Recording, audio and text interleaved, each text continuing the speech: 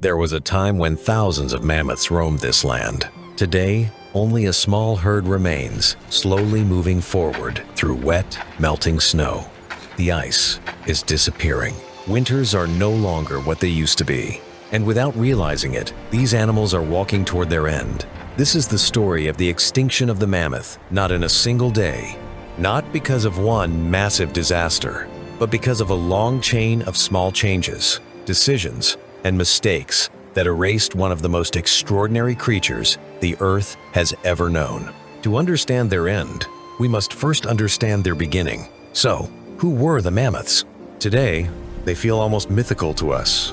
Giant fur-covered elephants with long, curved tusks, lost in a world of ice and snow. But for thousands of years, mammoths were not legends. For early humans, they were part of everyday life. Mammoths were close relatives of modern elephants. Some were large, others smaller. The most famous was the woolly mammoth, standing nearly 3 meters tall at the shoulder, covered in thick brown fur. Beneath that fur was a deep layer of fat, protecting it from brutal cold. Small ears helped retain body heat, and its massive curved tusks sometimes grew over 4 meters long.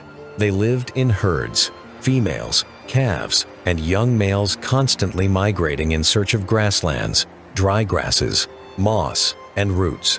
Their world was harsh: ice, freezing winds, frozen ground, and endless horizons.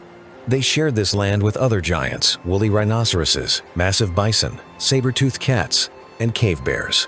The last ice age was the age of giants, cold but full of life. For humans, mammoths were everything: food, bones, hides, tusks. A single mammoth hunt could mean weeks of survival. This wasn't luxury. It was the difference between life and death.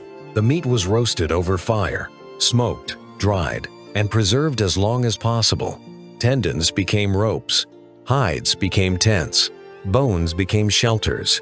In some regions, entire homes were built from mammoth bones. Their images were carved and painted in caves across Europe and Asia. This tells us something important. Humans didn't just hunt mammoths. They observed them, understood them, and talked about them. Just like horses or cattle today, mammoths were once part of human life. But even giants can fall. The mammoth's world depended on ice. As long as the ice existed, so did they. During the Ice Age, much of the northern hemisphere was frozen. Sea levels were lower. Where oceans exist today, dry land once stretched. Mammoths lived across this frozen world from Spain to Siberia. But Earth never stays still. Climate always changes. Around 12,000 years ago, the Ice Age began to end. Temperatures slowly rose, not in a day, not in a year, but over centuries. Glaciers retreated, sea levels rose. Grasslands turned into forests and wetlands. Some animals adapted, some migrated. But mammoths were specialists of the cold. Their bodies were built for endless winters, not for a warmer, wetter, greener world. Food became scarce for young mammoths. Ancient migration routes disappeared.